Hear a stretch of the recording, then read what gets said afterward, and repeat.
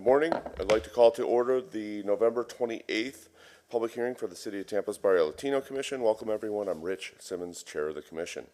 If you are here to present a project, you will have limited time to make your presentation, so we suggest being thorough but concise. When coming to the microphone, you will need to identify yourself and your relationship to the project. The Commissioners will not ask any questions during your presentation. Your project should be presented in the following order: site plan, elevations, architectural details, wall sections. Staff presents the staff report. We will then ask for public comment. Following your presentation, the Commissioners will be asking questions in the same order as your presentation. Please state and spell your name clearly if you're here to speak for or against the project, because your time will be limited to 3 minutes, and 3 minutes goes by very quickly. Following public comment, the applicant will have 5 minutes for rebuttal. The public hearing will then be closed. The only comments which will be allowed after the public hearing is closed will be in response to any questions from the Commissioners. The Commissioners will then discuss the case and will make their decision based upon the City Ordinance, Chapter 27 of the City Zoning Code, the design guidelines, the Secretary of Interior standards, design review comments, and the testimony given here today at this hearing. The BLC can only act on items that are within our specific jurisdictional responsibility.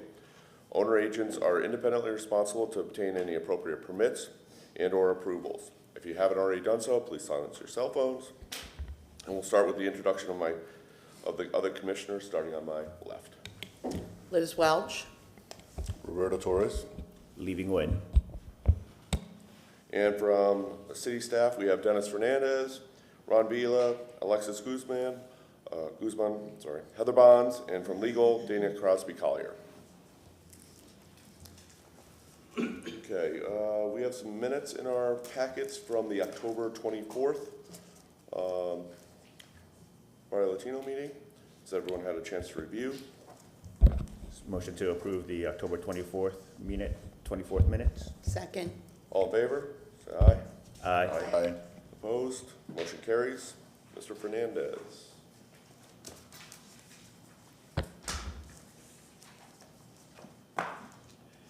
Good morning, Commissioners. Dennis Fernandez, Architecture Review and Historic Preservation Manager. Welcome to this morning's public hearing. Did want to enter the staff approvals into the record for October. I have those for the clerk. And then also just a reminder that we do have the 2024 calendar, BLC calendar in your packet. If there are any questions on that, please let me know. 2024, as you know, is approaching very quickly here. And we do have that posted on our website at tampagov.net as well. And with that, we will move on to the disclosure of ex parte communication and conflicts of interest with our legal counsel. Good morning. Dana Crosby Collier from the City Attorney's Office. I'd like to inquire if any member has a conflict of interest with any item on the agenda this morning. Great. And has any member had an ex parte communication regarding any item? Thank you very much. Thank you. Moving on to continuations, we do need a motion for one continuation.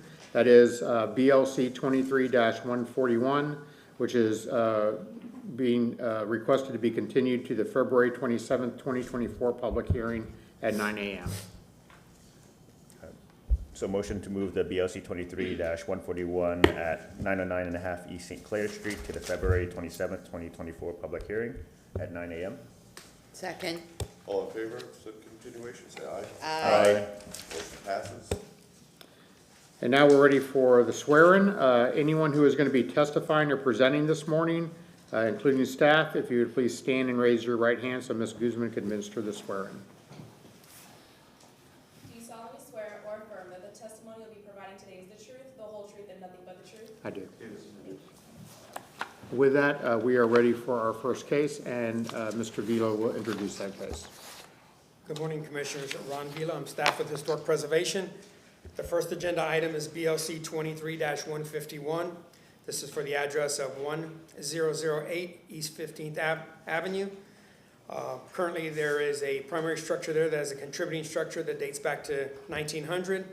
The underlying zoning is YC2, and the request is for final approval for new construction for an addition to the primary structure with site improvements. As you look on your staff report on page 3 on previous action, And this case was reviewed, BLC 23-151. As part of the review process, there was a variance attached to it. That variance for a reduction of parking from 1 to 0 was approved by this board. And also on that public hearing, they received a preliminary approval. There are 6 bullet items attached to the preliminary approval that are reflected on your staff report, as you could follow as the applicant and owner goes through their presentation. At this time, I'd like to briefly go through a quick photo presentation to get you familiar with the case. Starting with a 1929 Sanborn map, you see 15th Avenue here that the property faces. There is an open alley to the rear, and the property, the subject site, is in between 10th Street and 12th Street. Just to get you a assessment of where the structure is at, you see the arrow over here. This is the vicinity map that shows the whole historic district, and it's up in the northwest quadrant of the local district. Looking from above, you see the density and the fabric that's there today. It's a very complete street with all the fabric that is there. Once again, this is 15th Avenue. Looking at the subject site, it is a legal lot of record. It's about 27 across the front. You see the one-story structure that's there currently. This is the front elevation. As you look at the west elevation, you see the heavily pitched gable roof on the primary structure. Just looking down the side, you see the lap siding and the rhythm of solids and voids as it goes down the side with a very minimal overhang. This is the contributing structure to the west. Going back to the subject site, once again, you see the gable roof with the hip roof that's engaged into the primary structure. And this is the east elevation. This is the contributing structure that abuts to the east. This is just looking at the alley. It is an open alley that's behind the subject site. It is a through alley, and then going back to the primary street, which is 15th Avenue, just some street shots so you get an understanding of how the vicinity works. That concludes the presentation. At this time, I'll have the owner address the commission. Thank you.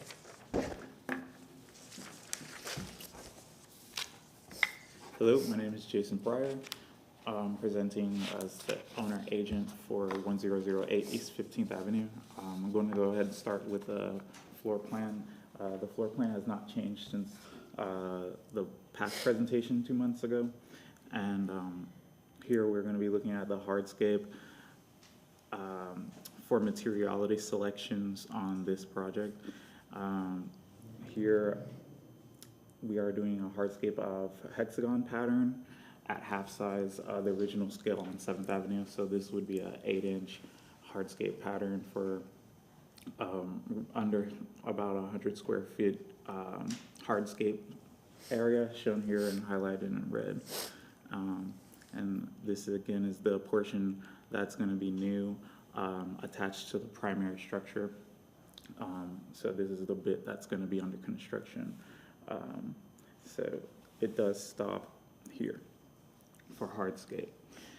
And here, addressing the niche area of the plan, the area of the elevation that is inundated will be smooth concrete as per section here. Here we am showing the section of that niche in poured concrete, notched at the base and going to the second floor with all joists, wood joists tied to the foundation, secured, and also the other primary structural element, the column design. Shown here is Doric wrap at an elevation at the ground. This is the elevation at the existing first floor, and it will extend around to the second floor. there. It's to scale. And consider the niche elements shown for this portion of the project. Here you go. There's the area of the niche for the structure. There's the second portion of the primary structure that's going to be under construction and is considered new. The two examples from the niche are shown here. The address is 1707 through 1735, the historical structures that are smooth concrete, poured concrete, and as well as the accented arc niche that's shown boasting the old junior high school right off of the bus stop, Nebraska and Columbus.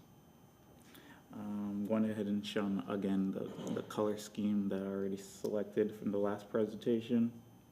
And now considering the niche materials. Inside here is the niche. All of this is again concrete. Shown this black area is the top portion where all the wood joists from the second floor would be attached, as well as the first floor elements would attach to this structure. It has a hard ceiling of beadboard that can be stained any color. There was a concern for noise since this area is going to be housing a mechanical unit. So in that case, it's not necessary for a green installment here, but if there is a concern with noise, it's an option to put a green screen there with a manufacturer biosolutions. And that 6-foot fence is already existing, covering the area where the mechanical units would be. So there's no complaints from any neighbors. Now moving on to the roof elements. This would be used a stainless, a metal roof, mill finish, and with that corrugated look for historic appropriateness. This portion is going to be for the new area, as the existing area has already been through remediation in 2017 per building permit shown here. Going on to the window material selection, the goal is to use wood impact windows for the entire structure. Again, the new portion is going to be done first using the quoted Marvin wood impact windows, and then when the grants are available from the City of Tampa, we'll be able to do the primary structure wood impact windows as well. The proportions for the wood windows are stemming from the example at 2504 North 12th Street, where they have a minimum of 5.5 inch from the trim that is exceeded on the structure at 1008. It's over 5.5 inches. And moving along now to the siding on the west elevation of the structure. The siding is going to match existing drop panel wood siding as shown here in the photo. The existing windows are on the primary structure, won't be touched for this permit. And here's a section of the wood impact windows that's going to be installed in the new portion of the structure. So yeah, those are the material selections for 1008 East 15th Avenue, as formalities of the structure has already been approved. Is there any questions?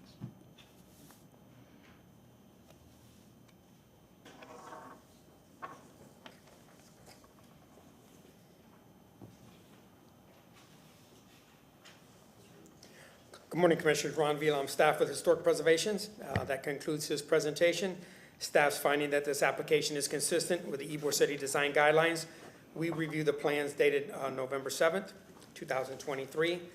Just to bring to your attention again, the conditions from the preliminary approval are on page 3. The owner did go through all the outstanding items. He addressed each of the items very thoroughly.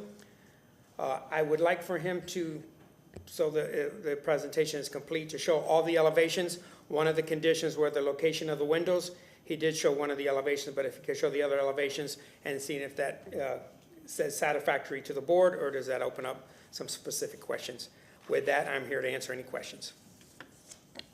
Thank you, Mr. Vila. Anyone here from the public wishing to comment on this case? Seeing none, we'll start with some questions of the applicant, starting with Mr. Nguyen. Appreciate you pulling up the other elevations there. Could you just go over all the exterior materials again, just to kind of refresh us? So the exterior materials, so these are basically the elevation, all the elevations here. So the materials for the windows, again, are going to be wood impact. The siding is going to be drop panel wood siding. The roof is going to be male finish corrugated metal. And the column design is going to be from the Tuscany company, as shown as there. Thank you. And then have you thought about any sort of lighting or the door and any door hardware, that type of stuff at all? The lighting and door hardware, all that stuff is existing as was on the previous presentation. Okay.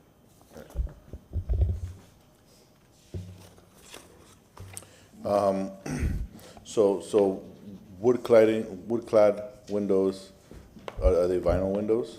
No, I'm not using any clad windows. I got a quote for clad windows. Okay. And they're for this project, which is an affordable type of project. The windows are very small. It's like $4,000 more for wood impact windows, so I feel it's more appropriate to use the wood impact windows than the clad. Okay. That was it.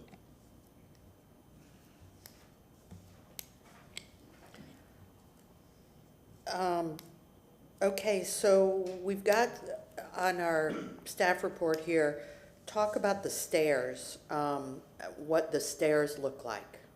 We've got that The as. stairs are in the previous presentation, so this presentation is only supposed to be addressing materials. Okay. So you're asking about the stairs, and it's an interior item in the plan. It's the average, it's just gonna be a standard stairs and 7/11 step. Do you have any more questions about that? No. The floor plan did not change. Only thing that changed was the niche enclosure, which last time was block with a brick scheme. It is more affordable to do concrete, smooth concrete, and it's more historically appropriate with block casitas on 17th Avenue. But if I wanted to do that brick scheme, the engineer would put the walls at 6 inches, and then I would have the extra 4 inches, depending on the type of brick that I use. But I'm okay with using that smooth concrete look to be more cohesive with the items from 1707 on 17th Street, and the form is coming from the middle school station.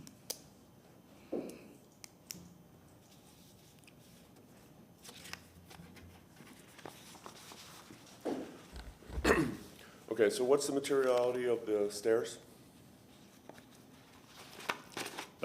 These stairs for this 3 steps here. Sure. It could be wood. Could be. Or It is shown wood? as wood. Okay, what about the larger stairs going up to the second floor? That's an interior item, and it's wood as well. Okay. So, can you address your skirt treatment here around the perimeter of the building? I see some piers there. What's going on with, The enclosure for the base, the attic, I'm sorry, not the attic. The crawl space enclosure was already addressed in the previous presentation, and is still shown as the same here, and was not one of the items under consideration. But That is a historical enclosure there. And around the treatment would be this area and this area, shown like that. So the area going around is going to be that hunter green color, and the vertical elements are going to be white. And those are coming from these color options here. But a lot of these items are already pulled from the previous presentation 2 months ago. Those items were not under consideration for today. What's the materiality of those systems? Wood. It's all wood, so you have wood piers and then wood infill Oh, panels? you didn't ask about the piers. The piers are existing as concrete. The existing piers are set to match. And that was also from the previous presentation. I understand Those the are previous the, presentation, we're just asking to those are clarify the these existing- materials here. Those are the existing piers. I understand. Yep. And That the was new not one of the piers are items. gonna be concrete with wood panel infill for the skirts? The enclosure is gonna be wood, the piers are gonna be concrete to match existing, And everything's gonna be painted.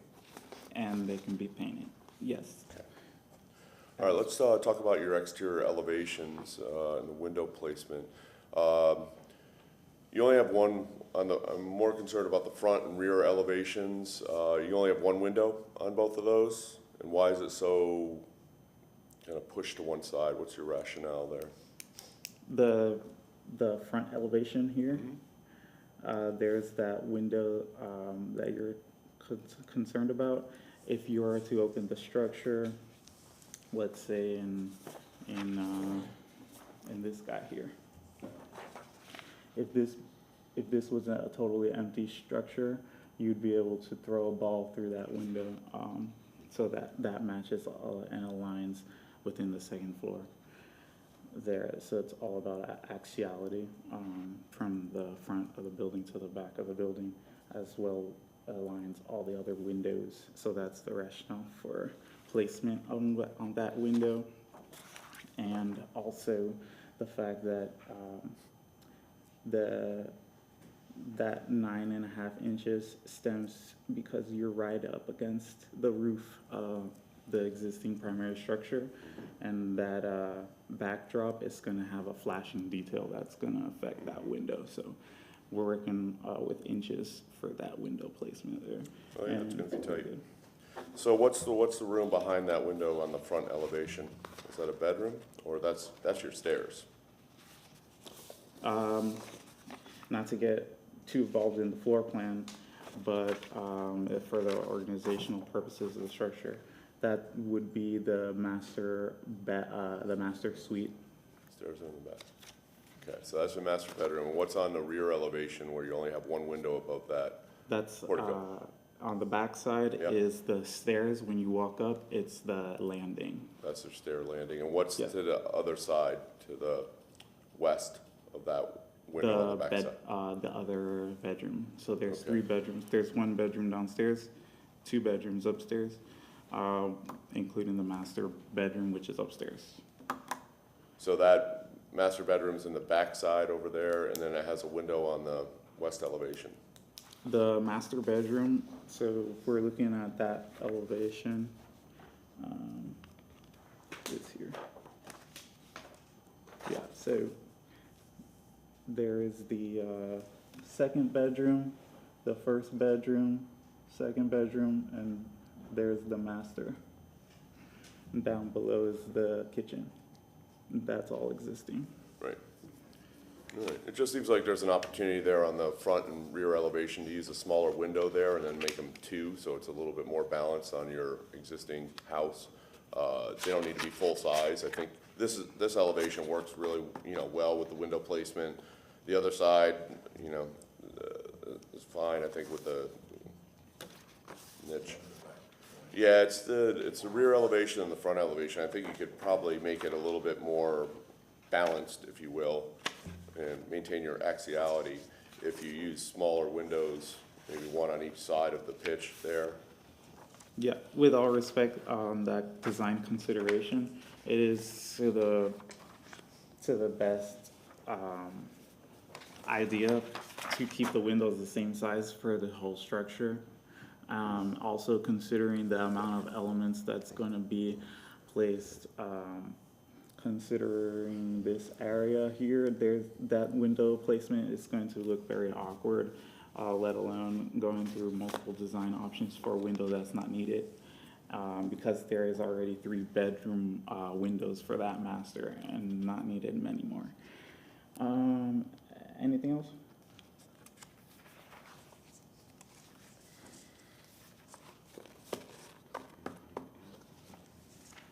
Any other questions?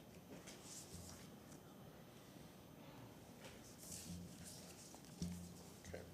You have a few minutes if you want to rebut anything that was discussed or summarize your comments. All clear. What was that? All clear. All. Thank you. Okay, we're gonna go ahead and close the public hearing. We can have some discussion among the case, starting with Mr. Lin. Yeah, thank you for the clarification materials. I'm okay with just the one window on both the front side. It kind of distinguishes it from as a more modern addition, because it's using a lot of the same materials as the existing structure, and kind of just gives it that sort of like more modern appeal. And I understand, like, from a programming standpoint, from a bedroom, like, you know, if there's like 3 bedrooms and that type of stuff in back there, you know, you kind of need a blank wall, whether for closet, TV, or, you know, whatever else. It's a weird little project. I think it's only one of those things that you can only find in Ybor, right? So I do appreciate it from that respect a lot. But yeah, so that's all I have to say. Yeah, I'm good with this, squeezing 3 more bedrooms into the structure and easily can rent the front. And urban density is what we're looking for, so I'm good. Yeah, I'm good. I think it's a good little project. I like how they've added the space and what they've used with it, so I'm good with it. We have a motion?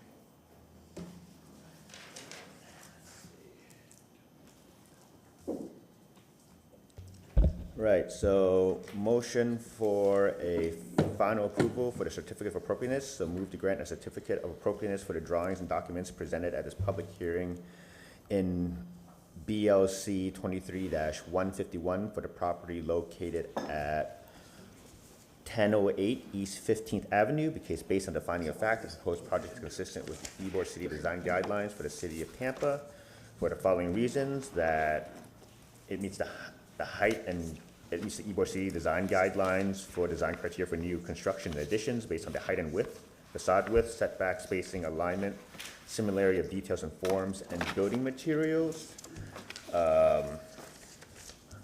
Were there any conditions that we wanted to add, like whether just like findable hardware, color palette? Huh? No. Okay. So, and then that it meets the Secretary of Interior standards for rehabilitation. Good. Thank you. Second? All in favor of said motion? Aye. Aye. Opposed? Motion carries. Good morning, Commissioners. Ron Vila, staff with Historic Preservation. Our next agenda item is BLC 23-161. This is for the address of 1301 East 4th Avenue. Currently on that site, there is a non-contributing structure that dates back to 1942. The request is for a certificate of appropriateness for new construction for a commercial office building. They're going to repurpose the existing non-contributing building with some site improvements. This project did come in front of the board in October. At that time, there was much discussion. They pared down the discussion to some bullet items that are attached to your staff report on page 3. I think that's going to be the focus of the presentation, along with some additional items. This property did go through a rezoning in 2022. And at this time, I'd like to share with you a brief photo presentation. So the property in question, this is the 1929 Sanborn map, is here. There is an auxiliary request that is to the north. That's why this is highlighted. Currently, to the north is just a surface parking lot. You see that the vicinity map shows the boundaries to the local district of Ybor City, and it comes right through the parcel or the block in question, which is here. to kind of give you a more clear picture, this is our current vicinity map. This is the boundary map to the Ybor City. It shows, it comes through this parcel here. If you look, this is the non-contributing structure. You have a roundabout to the west, which is here. You have some non-contributing structures that's outside the district. Here's the surface parking lot that I spoke about. So we're gonna focus on this block here. This is just some current today shots. This is the western facade of that non-contributing structure. This is the western facade portion of it. You see the parapet wall here, and then this is the southern elevation. This is that south elevation with 4th Avenue. This is the non-contributing structure to the south. Obviously, these are the trolley tracks. Once again, this is the west elevation. That's a non-contributing structure to the south. This is the roundabout area as it leads into Ybor City. Going back to the non-contributing structure, this is the east elevation and the north elevation.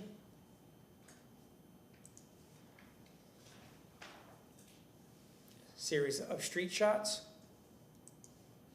Here and here, this is looking to the east. And the surface parking directly across the street to the north. That concludes the photo presentation, and I believe the agent is ready to address the board.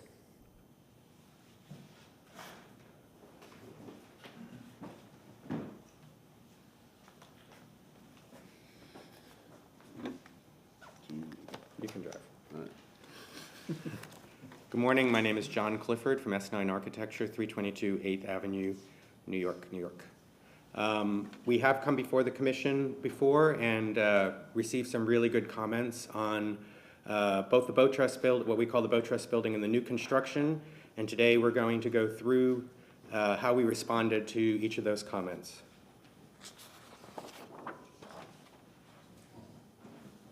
Where is it?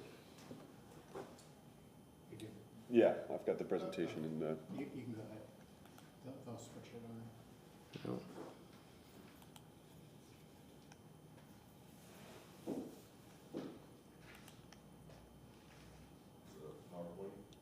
No. No, it's a PDF.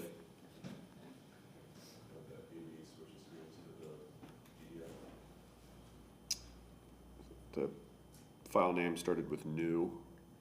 It was dragged onto the desktop. Yep.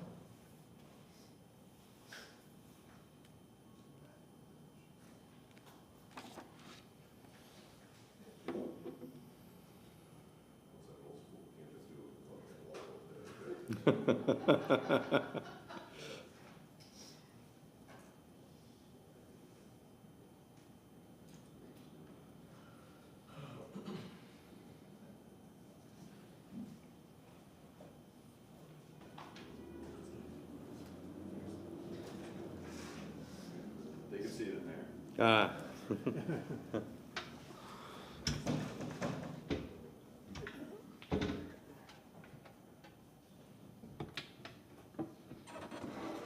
How about this, John?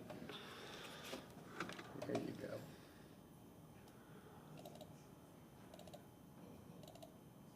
There you go. Is that it? Mm-hmm.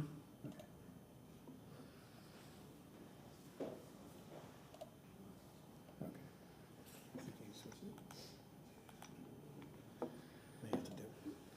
You have to share it to the screen? I can just do it here for you. There you go. Okay, I think we're back on track. Go ahead. So this is just a summary of the comments that we received from the commission, and we kind of reorganized it into 8 sections. The new facade design, or the revised facade design, discussion and explanation of the signage, the new roof on the Bow Trust building, the subject of the skylights in the Bow Trust building, the window detailing and the new construction, wall sections in the new construction, the canopies on the new construction, and mechanical screening. So one of the comments of the commission was how to further integrate the new construction with the rhythm of the pilasters that exist on the Bow Trust building along the Paseo and 4th Avenue. This diagram, I think, explains a few things that came up in the last presentation. One is, if you look at the drawing on the right, you can see Channelside Drive. You can see that we're keeping the Bow Trust building, but cutting that first bay out, exposing the structure. And then there's another bay that's just roofed but non-conditioned. And then the remaining building will be adaptively reused into retail food and beverage. We're also showing on the left is how this rhythm of pilasters, on both drawings actually, this rhythm of pilasters that exist in the Bow Trust building will be continued through the majority of the new construction. So on this page, we show the previous elevations that was submitted and the revised. You can see on the revised that we're extending that rhythm of pilasters into the new construction. This is on the Paseo, and then breaking those down further into bays and actually breaking down even the canopy into the individual bays, similar to the rhythm that's in the historic building. Also on the left of the, it's not historic building, but the Bow Trust building, the existing building.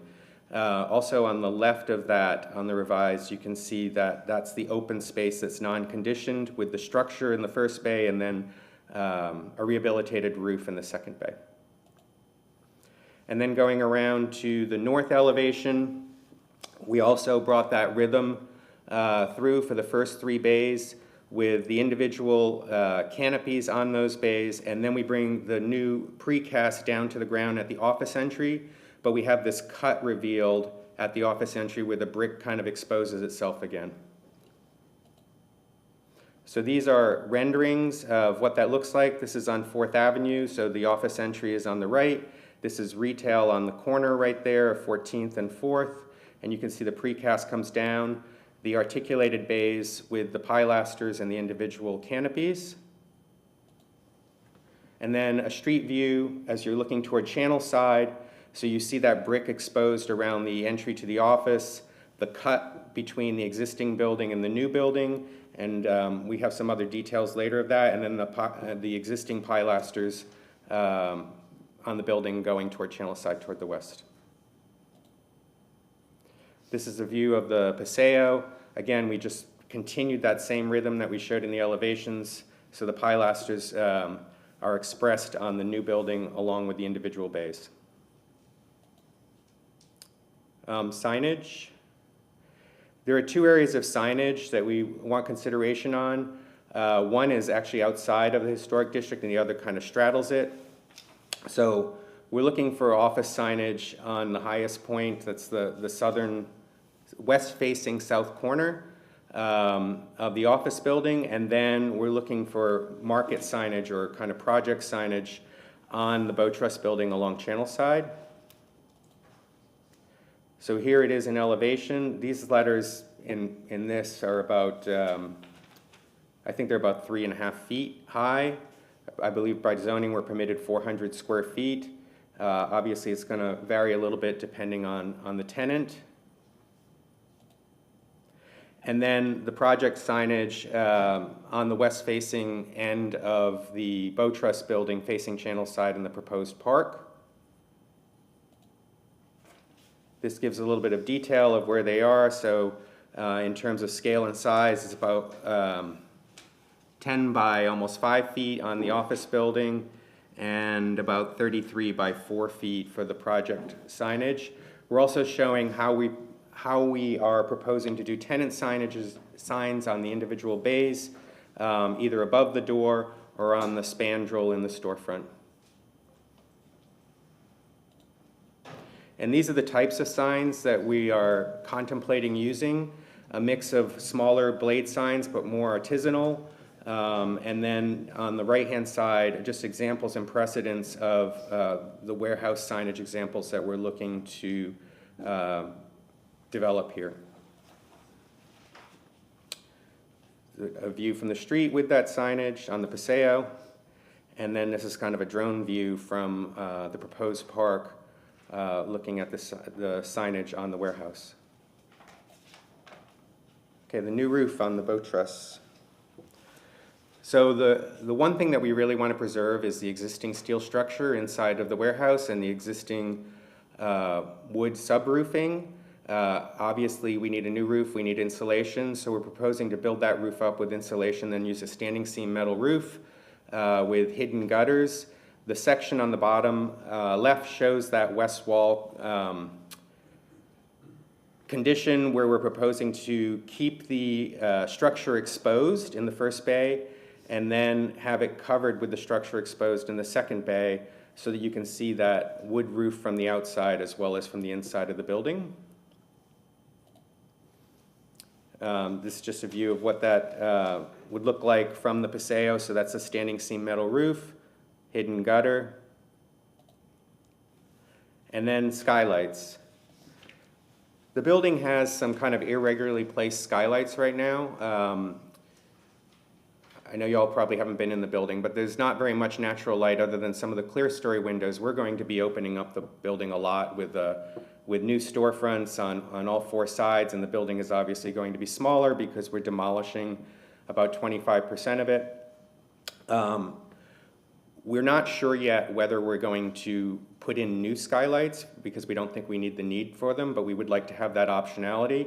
The south side of the building is designated to be individual tenants, probably restaurants, and putting in a skylight without knowing their plan kind of becomes a problem. And again, I don't think we're going to need it. Okay. But we would like the optionality, especially if we do a market hall, of potentially putting them in the north side, but we want to see how that lays out. Wherever we take out a skylight, we want to restore or patch those openings with some of the wood that we'll salvage from the rest of the building. And this section shows, it's going to come up later, but also shows how we're treating the roof, where we're kind of creating this well in the middle between the two bow trusses that can house all of the mechanical equipment. So obviously put mechanical equipment on a bow truss is a problem just from an engineering point of view, but just visually, we want the surrounding buildings, you can see their mass here, that all of this mechanical is kind of hidden and compact in this neat little well. This also shows, again, how we are exposing that structure on the west side through both open roof and then partially covered roof for those first two bays. And this is just showing the section through the other direction, looking at how we are also up against the office building.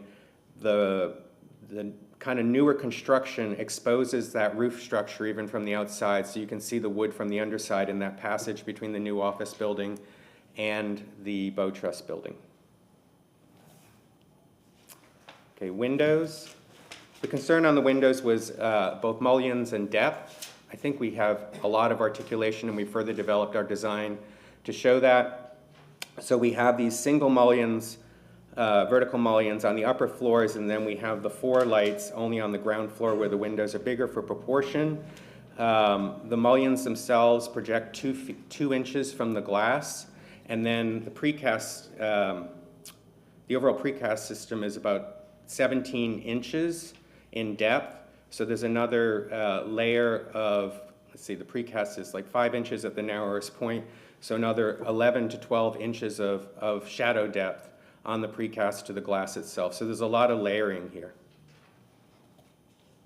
This shows some details of this system. So we have the mullion window in the inset with the ornamental painted metal panel on the top to replicate the arch. And then we have the profiled precast concrete that gives that further depth and shadow line.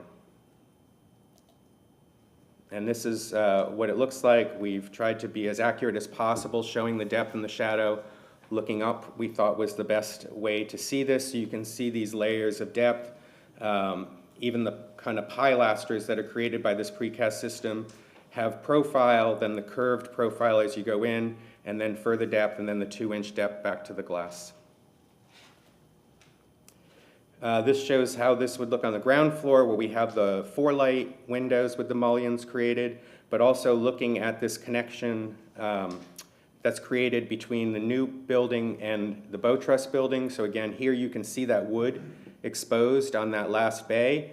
And if you look in the background of that bay, you can see that the retail that's in there is kept at a lower height so that the structure can be exposed, both from the street, but also from the view from the office on the second floor, that they're looking at this kind of magical little loft network. Wall sections, and these are kind of detailed and small, but we provided wall sections all the way through, all the way around the building, showing the heights going up, where we have typical terraces and how they set back, and the different depths of the profile that go up and up through the elevations. And then the canopies. This is a map showing where we're proposing canopies and their depths. We're proposing 8 feet along the Paseo, and those are pretty solid that we really want to have those. There are 4-foot deep canopies on the new buildings, and the 4 feet is regulated by the zoning code. You can't project more over the property line. So on the northeast corner and the southeast corner of the new building. And then we're looking for optional 4-foot deep canopies on the north side of the Bow Trust. And the reason that we're saying optional is we're not sure where we're going to have our openings or storefronts there yet, so we don't want to lock in. We think that our main entries to that, if it's a market hall, will be from the west end and the east end. And this shows a detail of these canopies, how they're built, particularly in the new building. So they're through the storefront system and then posted to the slab that's above, projecting out either 8 feet or 4 feet, depending on their condition. Mechanical screens, I think, is our final subject. So we looked at the mechanical views. The mechanical system will be located on the highest point of the roof on the south side of the new building. It's approximately 8 feet tall. When we looked at the view lines from the street, and it's set back far enough that it will not be visible from streets. And then this is kind of going back to what I showed you before. The mechanical equipment for the Bow Trust building will be sunken into this well in the middle of Bow Trust, so will definitely not be visible from the streets. And that's it. Commissioners, good morning. Ron Vila, staff with Historic Preservation. Staff's finding this application is consistent with the Ybor City Design Guidelines. This application is in this morning and for final. As the agent addressed the points of interest, he focused on the majority of the presentation from the prior discussion, and I'd like to hit on some of those items as well as we go through the staff report. So on page 3, additional consideration was to be discussed this morning about the signage, and this is a good shot to have here, that as this comes forward and they rework or develop more completely the overall sign package, the building can receive so much signage for the whole complex. I think that additional information is going to be requested as the tenants come in. So each bay will receive, signage for their customers. And then the overall signage that he showed today was more of a building sign that will be reviewed and to the zoning code to see if it meets the square footage available with this particular case. The roof material was discussed this morning, and he provided ample information on that, as well as the skylights. The additional information requested for the windows, for the storefront and the windows themselves, for new construction and or non-contributing buildings, alternative materials can be requested. They don't have to be wood. In this industrial/warehouse building, I think alternative materials can be incorporated into the request that meets our criteria in the Ybor City Design Guidelines. If he wants to call out those through discussion, that could be a review item. I think in the first case, that we saw on the previous presentation, the incorporation of the pilasters. He spent some time discussing the additional pilasters to be received on the new construction and the incorporation of that warehouse look, that they are proud of the facade, and it continues with the rhythm that's expressed in the current building.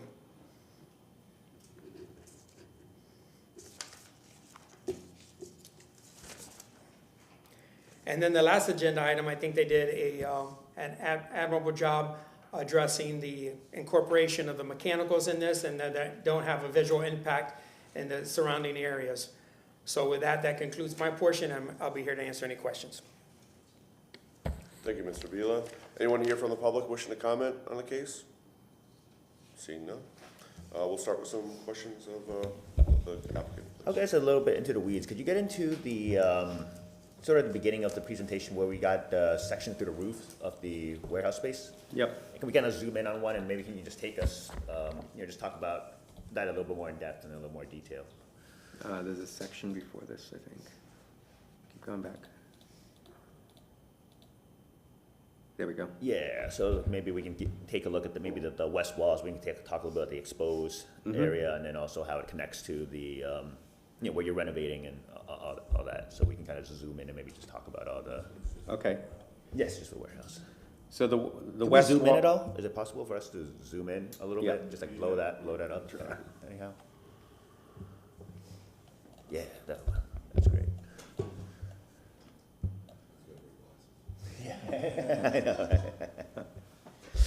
All right, is that good? Yes, that's good. Thank you. Okay, so beginning at the west wall is the existing brick wall where we're putting in new openings along Channelside Drive, leaving that west wall, removing the roof for that first bay, so where you can see where it says exposed existing truss. That will just be steel truss, weatherproofed, exposed to the outside. And then at the next bay, which is really the first bow truss that's going in a north-south direction, there's not one up against the existing brick wall. So that's, that's this right here. And sorry, the exposed is painted black? We don't know what it's going to be painted yet, but it's going to be weatherproofed. This truss remains, and all this truss work, these are actually the cords that come between it. And this section of roof will be open to the exterior, but you will be able to see the wood undersiding that's there. And then this is a new storefront wall that will be built, so the conditioned space is on the right-hand side where it says Marketplace. Does that make sense? That does make sense, yeah. So what we're trying to do in this two-bay space along Channelside, the sidewalk on the outside, the west side of the existing building is very, very narrow. The streetcar goes by there, so we're trying to create an alternative public realm and something that's really special and unique, not just to Ybor City, but to Tampa. Looking at how we can have this landscaped, and you can see that in the section where we're actually thinking about having this almost like a secret garden that allows passage to go through, both north-south, but also coming in and out of the porous wall that we're creating along Channelside, and then up against the marketplace wall to have spill-out seating from the marketplace and the restaurants so that people can eat there, particularly under the cover there. So I think we're trying to create something in the public realm ground plane that's going to be really, really special for Ybor. That'll be a nice space. Is there anything in the blowout, the 5A304, is that just showing like the overhang going over the existing structure of the new roof? Is that just really what that kind of shows? Wait a minute. Which one are you looking at? Just that blow up detail. I think it's just maybe showing the condition of your, The gutter at Marketplace detail? let's see, number 5, the enclosure. Is it 5A304? I'm not sure if it's on the same page. That's a blow-up detail of the transition of the end of the existing roof to the. Yeah, I think it's just showing how it just kind of covers it, and maybe that's just the edge detail of that. I think it's new just roof. the edge detail, Yeah. how we're doing that, yeah. Some of this, when we go in and do demolition, always in an existing building, no matter how many scans you do, you find something that you need to. Of course, drawings are never fully 100% complete, right? So, okay, great. Okay. That's good. Can you zoom out? Can we just go over the other roof section while we're here, or the other section on the other side real quickly while we're on this page? Yeah. So This section is a little bit different. We have our kind of courtyard between the existing office building would be over here, and this is a courtyard, and instead of putting a new wall full height here, we have this new construction that's lower right here, so that this section, underside of the roof, both the wood and the structure can be viewed from this courtyard, as well as from the second floor of the office building. And then this is a new curtain wall or storefront system above that to weatherproof it. So the weatherproofing condition space is everything left of where I'm drawing with my mouse. So And that's we just have the rendering that I can show that if it's a little easier to see. maybe, yeah, so that's just a new roof, it's not a patio space or anything like that? Right And- now, it's a non-occupiable Right. roof. And Yep. then, so what's is it the cladding the same as what's above it as well, on top, or what's gonna be the? how's that roof roofing? covered? Yes, the roofing material. I'm not sure what the roofing is gonna be. You're really not gonna see that roof so much. I mean, maybe you get a little bit of a glimpse of it. We might end up putting some greenery on there, just so when you're in the courtyard, this is kind of this spillover illusion, and also from the office building, but we really haven't gotten into that detail yet. Okay, great. And so now can you go to your wall sections, and maybe let's take one of the wall sections, kind of blow it up like we did here, and just kind of walk through Okay. that real fast? For the new office building, yeah. So like maybe just, yeah, let's take maybe the north wall, so we can kind of go over one of the patios or something as well. Yeah, let's see which one is north. Or I guess maybe something close to kind of a patio condition, might not be a patio condition there. Or terrace. So that's yeah. the terrace right Yeah, there, uh-huh. yeah. Yeah, so we just start foundation and kind of just move kind of up the section? Yep. I mean, this is not a full section, obviously, because of the height. Right. So it shows the retail with the 20-foot height, and then you have the, the storefront that's there, and depending on where it is, it's either gonna have a canopy or not. And then going up the first floor of office, the office floors are 13 feet floor to floor typical. You can see the profile of both the precast and, I mean, it's kind of small on here, but you can kind of see the window mullion of 2 inches, and how that 1'5" profile of the precast system kind of creates that rhythm as it goes up. It's basically a rain screen. All the waterproofing is behind that. And then in certain sections, we have these kind of cutout balcony terraces, which have this kind of angled roof that you see there that's going to be expressed in brick, so that from the street, the cutouts read as like a inset brick box. And then we go up to another terrace, does the same thing, and then it's the setback for the building. So this is the lower height on the north side, and that's what this is showing, and then it goes over to where it steps up again.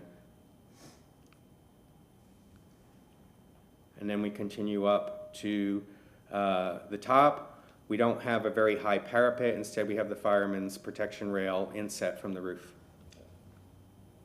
All right, perfect, thank you. Mhm. That's what I wanted to go over. I'm good. Yeah, Ron talked on the signage. So what you guys are looking for is a comprehensive, you guys were showing us what the signage could be? Or what you guys are thinking more for, especially for the marketplace, I'm assuming, right? Like For the market- for that channel side? That's on the channel side, yes. So we want a kind of warehouse or sub-neighborhood, sub-district kind of moniker. Okay. This is for Gasworks District. This is the first phase of a larger master plan. Okay. And we thought it was best expressed on the warehouse side, especially since it's facing, I mean, Channel Side is one of the main entries into Ybor, but also Right. there's going to be a proposed park on the west side. So just from the view lines, that this kind of identifies and brings people into there. And then tenant signage on the new construction of the office building. Okay. The mechanical that is on the roof, and I'm totally oblivious, so have you guys considered maybe like a chiller plan or something like that? Or is this like primarily AC for this particular warehouse, the one that goes in the middle? all of the buildings are individually serviced. Okay. So the Bow Trust building will have its mechanicals, the office building will have its mechanicals. Okay. That was it for me. Can we go back to the signage? You have a picture there where it shows the lower building and the taller building Yep. type of deal. Can we look at that? Okay, right there.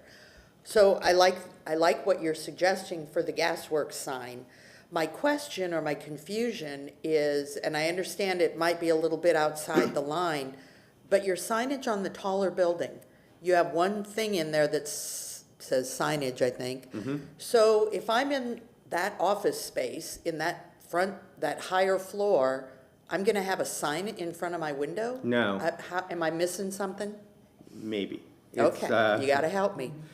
Let me see if I can zoom in here, hold on. It's above that window. See, and it's pretty small for building signs. If you look at some of the building signs around Tampa, they're really, Right. really large. So the windows end at the bottom of these dark kind of crescents, those are metal panels.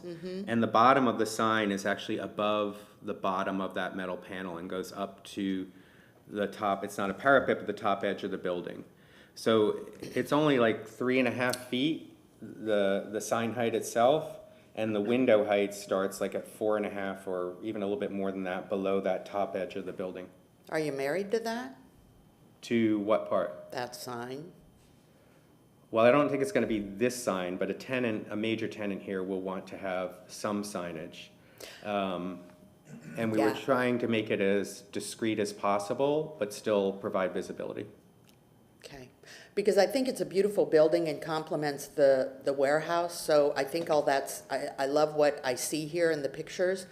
The signage is just like, oh, somebody forgot and slapped it on. So that's just my only thought, is it would be great if it could be a little bit more, I don't know, something else. That was just my thought when I saw that, okay? Okay.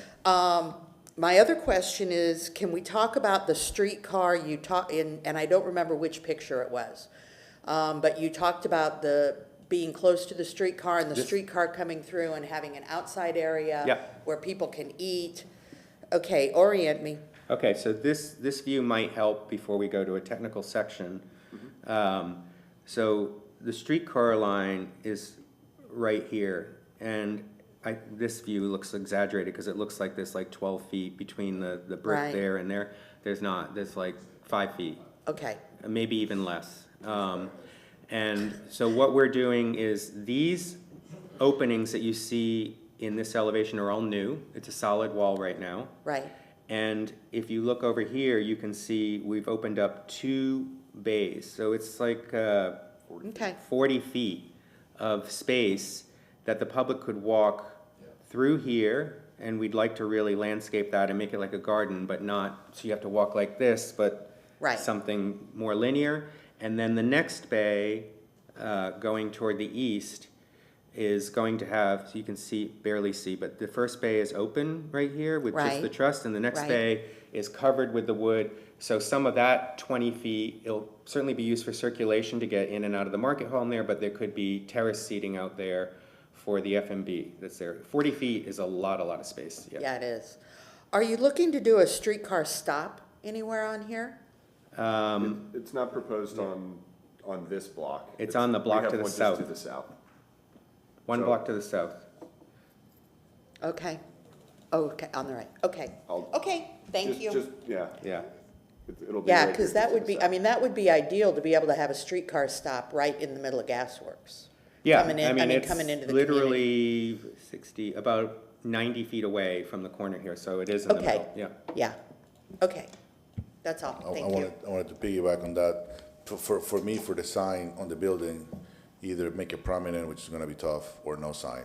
Yeah, Because, you know, it's like a little detail, and I wanted to commend you for opening those bays to make that space walkable. I know you're taking prime real estate away from something that you can rent on, which obviously you're gonna make up in the camp, but having that space to be able to walk in between those two, it's pretty good. Thank Yeah. you. Thank you. I would agree on that space. I mean, it just kind of opens that up, creates a transition, safe zone. It'd be kind of cool. It's like, I don't know, I'm nostalgic when I get in Ybor City and the Amtrak goes through. I'm like, oh, the train's here, you know? So same thing, the streetcar's here, coming through. You can hear it.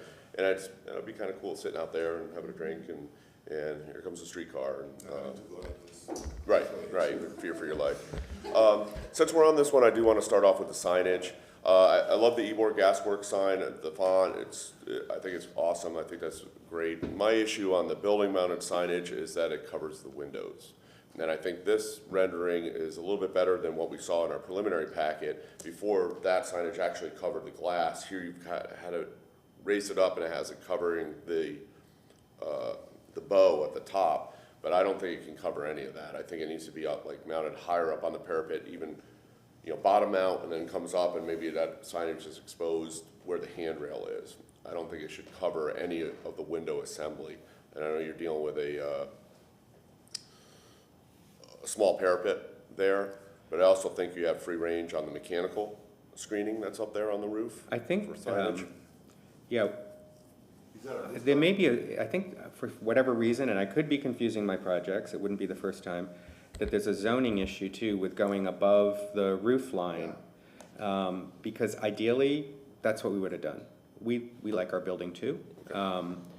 But we also understand that in a market, especially today's market, the tenant signage is what gets buildings built. And I think we all want to see a building built on this underutilized land.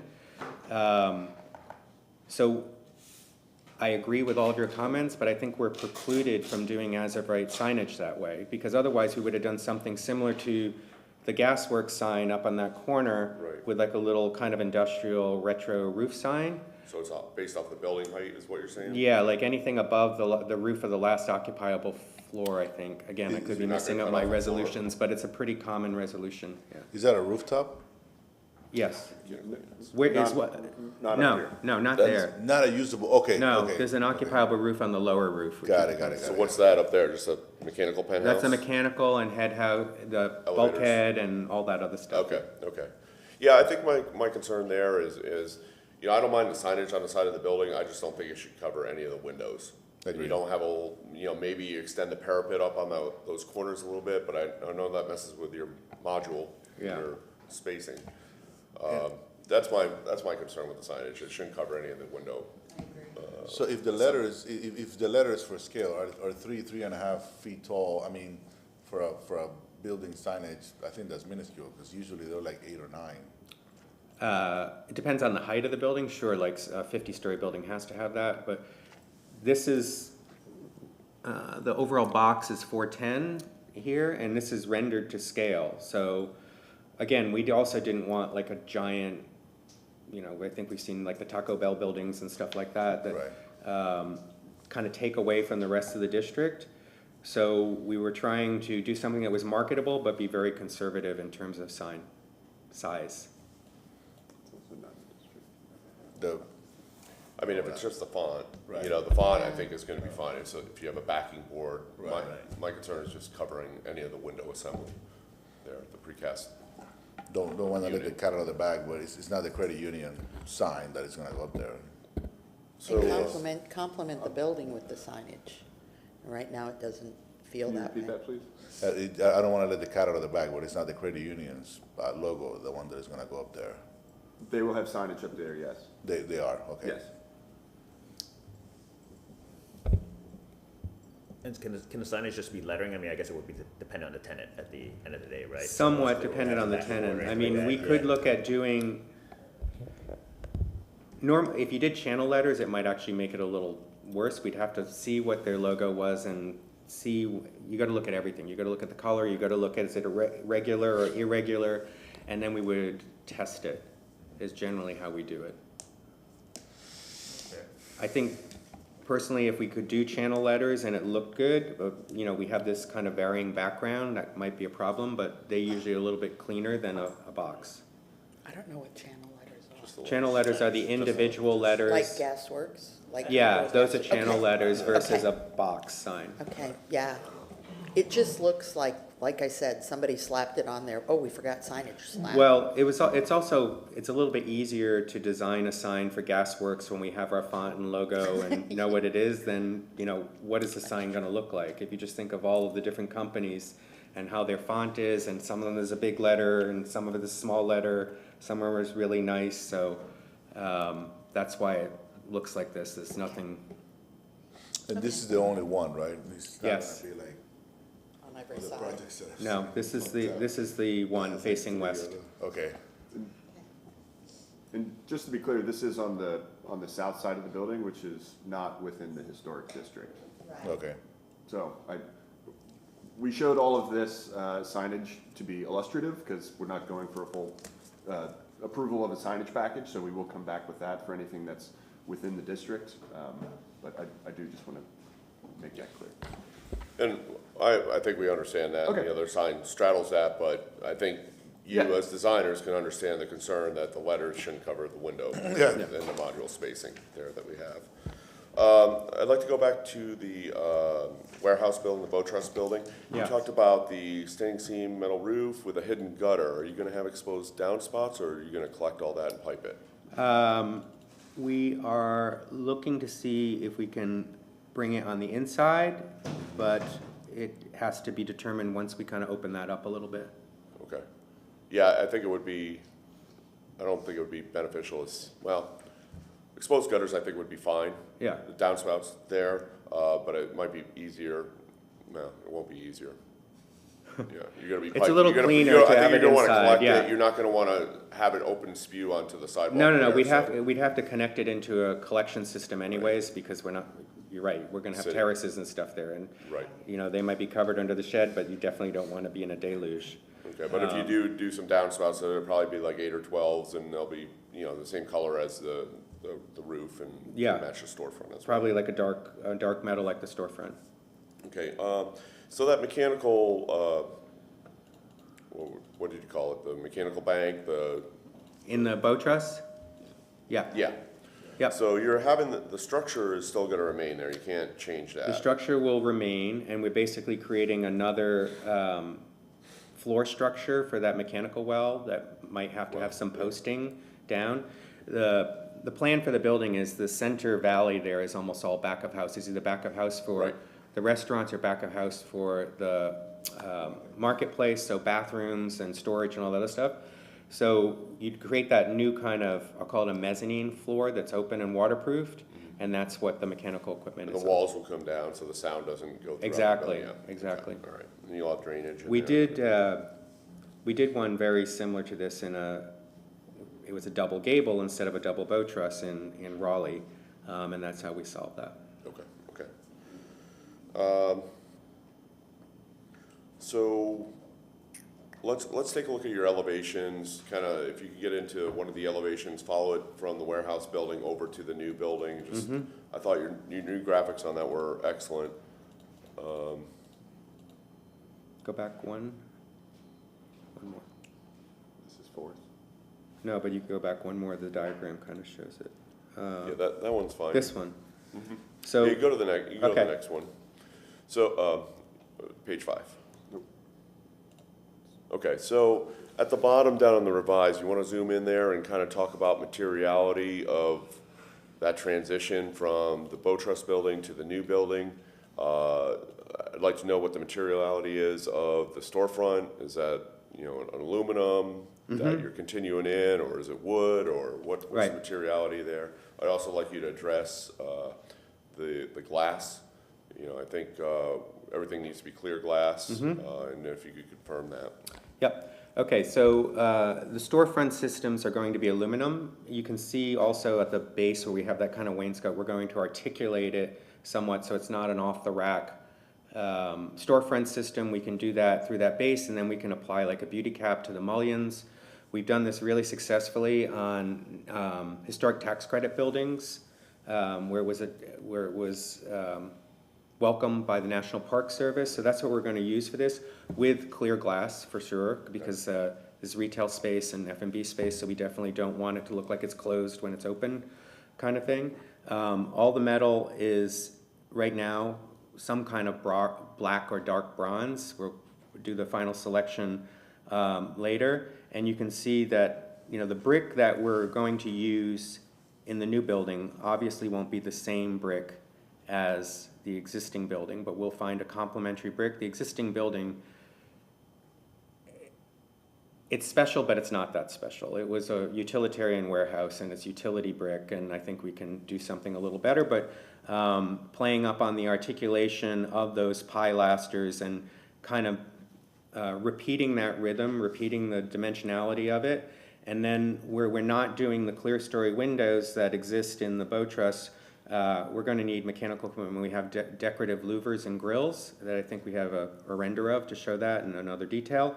So that from the public realm point of view, this feels like a complete street wall on the north side of the Paseo. Does that make sense? Yeah, and I think this is really, I mean, I think you guys have done an excellent job here of, you know, taking some of the comments that we had before and continuing that rhythm through, tying those two buildings on that same block together, so they speak the same language on the ground floor. The awnings there, it doesn't look like there's any brackets. They're going to be, for the new building, they're going to be cantilevered with a steel bracket. There was a detail where they go back in, a cantilever, and they're posted up to the slab. Okay, Yeah. but what about on the bow truss building? On the bow truss, they're probably going to be hung with a cable. Okay, so you have two different See, you types. can see it right there. Yep. Okay, okay. Yeah. Okay. Two different types, but it's the same rhythm and they're at the same height. And I mean, personally, I think that's fine, because if we kind of mimic too much of the bow truss, like too exact, it kind of looks funny. But I think being empathetic to it in a little bit more modern way, I think really pulls the street together. And are you going to have precast elements in the new building on the street level? The precast elements only exist on 4th Avenue right here, where it comes down around the office building and then wraps into that kind of courtyard between the existing building and the new building. And then that brick, that single brick right there, single brick entry is the main entry to the office building. Yeah, and you have two of those, right? One in the alley as well as there. The one in the alley is not going to be expressed in brick, because it's going to be kind of a convenience store. So it will the elevation on the alley or courtyard side will have the same rhythm as these two windows right here as it goes up to the middle. Okay. And when we're on this view here for the alley, that is still closed? People can't get through from the north to the south? Correct. You can go about a third to halfway through. So it provides access to the market hall with some outdoor seating or passive seating as well. We're working with the landscape architect to introduce some landscaping in there. And then the convenience store to the lobby is, I think, 5 bays in. Okay. And you're gonna have you have a design package that'll cover like the fencing that you're gonna have there where that prevents entry into that crawl space. Yeah, I think the landscape plan has, the fencing is gonna almost be concealed with landscaping at the end, so this really feels like a courtyard. Okay. And I think one of my still kind of concerns here, and I think you guys have done a nice job with like bringing the material and getting the bay spacing down, is the green precast color. You want to talk a little bit about your inspiration for that? I think when you look at that, it's kind of a foreign color in the district or for this building. I think you kind of pull off some of the patina cues maybe in the area, but would it be a better fit to go more of a tan to relate to the existing bow truss building, or if you could? I think what we really were inspired by was this green that shows up all over in Ybor, actually. And years ago, but coming back for this project and kind of exploring and spending a day here, was this kind of riot of color, but in a good way. And the color is what separates. Color? Huh? Right of color? Riot. Riot. Color, yeah. Okay. And we're trying to pick a color for a larger building that's straddling the historic district. And we thought that the green, especially with the brick, which we saw a lot in Ybor, in the historic district, those kind of color combinations was really good. I mean, it's hard to render a color and a material. I think if we saw a sample of this, it's a little bit more muted than what's here, but if you try to render that with the texture of the precast and all the shadow lines, you just get a mess. And what we really wanted to do was have this color, but not, I don't think it's going to be a screaming color. I think it's going to be a complementary color. And we spent a lot of time on looking at different colors or looking at non-colors. And the non-colors did not feel like Ybor. So I don't have it, well, it's probably in the appendix, but if you remember in the last presentation, what we did was after we had tested all these colors, all these patterns, we put it in that collage of the historic Ybor buildings to see if it worked, and we actually did. So what was, when you see the green, what were some of the examples that you saw for the green? It might even be in some of the existing pictures of Ybor. Go back. I mean, there's a lot of green windows. There's a lot of the green on the balconies, especially on 7th, and not so much on masonry painted because, you know, it's usually the yellow brick, the orange brick, or the red brick. But a lot of the painted colors, even that one, I think, is it right below it. Those little railings and columns, I think, are that color green. 1901 has it, and I don't like it. Yeah. For the record.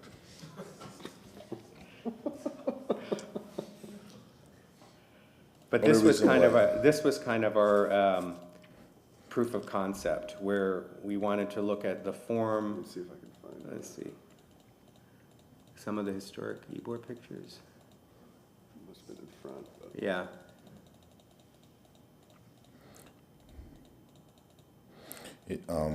It's in the color palette for trim, but it kind of reminds me like of those new cars that have like, you know, 100-year-old paint, like super dark terracottas and like greens and grays. I'm with Rich. I'm not a super fan of the green. I guess it's supposed to mimic sort of like those railings right there, but maybe like a old bronze statue, and then it gets patina or weathered over like 100 years, and then it turns into this lime green. I mean, it's mostly used as a trim color, you know. And then you look here at Los Novedades or I don't want to call it tracks, but you know, it's you know, whatever. You know, the window insets there is used more of a trim color. In Central Ybor, it's used as a trim color, and here you started off. I mean, by definition, I'd say the green is a trim color because it's the surrounds for the windows, right? But then it becomes a whole mass. It becomes the face. So it's, and I think you've done a responsible job with the color sliders. It's not like a chartreuse or anything. You know, it's a responsible color. I'm just not sure it's suitable for a primary color on this structure. It's one of those things I think it probably grow on you over time. And I know you guys are in the project, so you've kind of owned that color and ran with it. So I don't know if you have. I have a quick comment because Sure. I'm on the opposite end of the spectrum. I do like the color, and I think it talks to sort of.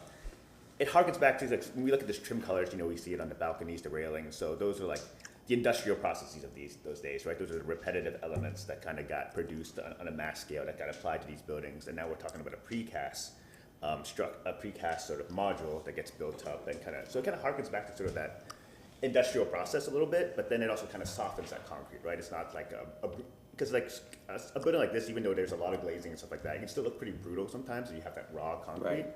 So I think the green actually, in that sense, it kind of, you know, it's kind of seafoamy a little bit, so it helps soften that a little bit. I don't want it like to be like a blazing, you know, in your face sort of green. I think that would be a lot. But I think the green is just kind of render it, and it'll be kind of good to see a sample and kind of get that final. You guys brought samples last month, right? Did you bring a sample Yeah, they last did. month? Yeah. So I thought the green was actually pretty nice. And so I think and for me, I think it works. And a lot of, I mean, you said it better than I did. A lot of what we were inspired by was that Ybor's facades were all kits of parts. There was handcrafting of some things in factories, but if you look, there's railing details, there's brick details where somebody bought it off the shelf and did this thing, and it was kind of a modular kind of building technology for its time. And we wanted to build a modern building for our time, but not erase the history of Ybor. So we were inspired by that in terms of the modular system with the precast, but still doing a modern building, but softening it. I mean, I might get in trouble, but I always characterize cities and neighborhoods as being masculine or feminine and how they feel. And Ybor is really romantic in how it feels. And how do you take a precast new modern building and still romanticize it a little bit and soften it and still keep this modular modern technology and bring in the color the color is the most memorable thing from Ybor, you know, and it's similar when you go to like Old San Juan, or I was just in Mexico City and you go to some of those Spanish colonial neighborhoods, and it's the color that you remember. But yet we don't want to do a bright yellow building or a bright pink building or something like that. And I think this kind of struck the balance, because we did test it with, I'll call it more industrial colors, like a natural concrete or a gray concrete, and it felt very foreign. It didn't feel like Ybor. It starts feeling like maybe Brooklyn or Cleveland or something like that. And that softening, I think, is what makes Ybor really special. Maybe like an off-white. We tested that too, but it starts feeling really corporate, because look around Tampa, look at Water Street. I mean, everything's kind of this off-white, and it doesn't get that exuberance and softness. I don't know how to describe the emotion, and that's why whenever we do stuff in historic districts, and we do a lot of work with landmarks preservation in New York or in Boston or Atlanta, we always think we know best, but then we start putting it in these collages to kind of test it and say, does this feel like it belongs in the group?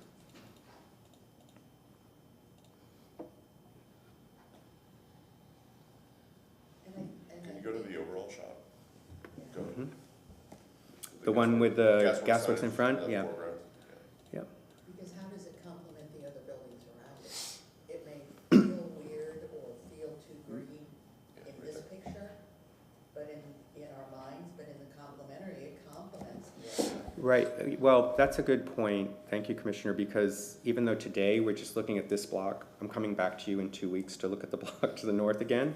And if you look at it in this elevation, we've kind of celebrated that color too. So you're right. A green building in a sea of white is going to feel different than a pale green building in kind of a sea of other colors around it.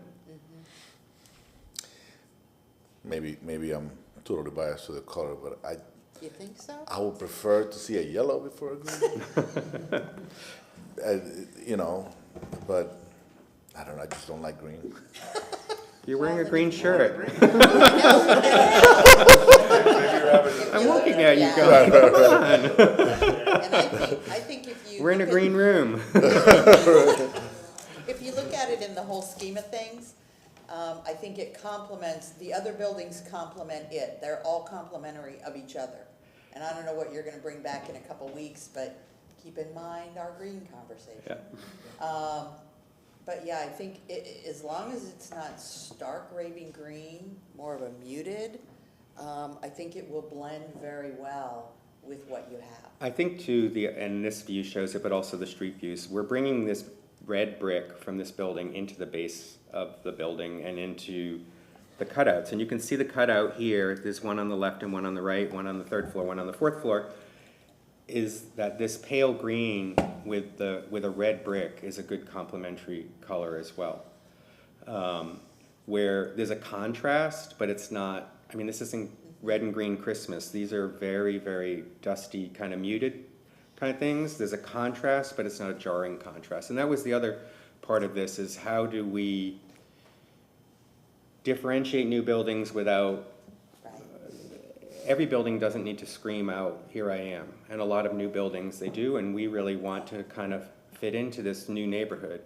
And I think it is important, and I'm glad that you raised it, to look at how this fits in, not as just an individual building, standalone building, but how this is creating this neighborhood. And if you look at this rendering, and I know we don't need to come to you for the building to the south, but we've kind of conceptually designed that as well, and it's forming a neighborhood with a layering of different building sizes, form, program, ages, public realm changes, and that's what neighborhoods are, that differentiate them from a project.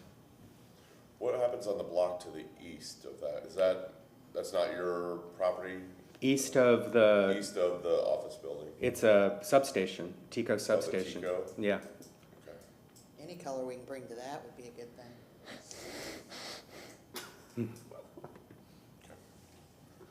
Okay,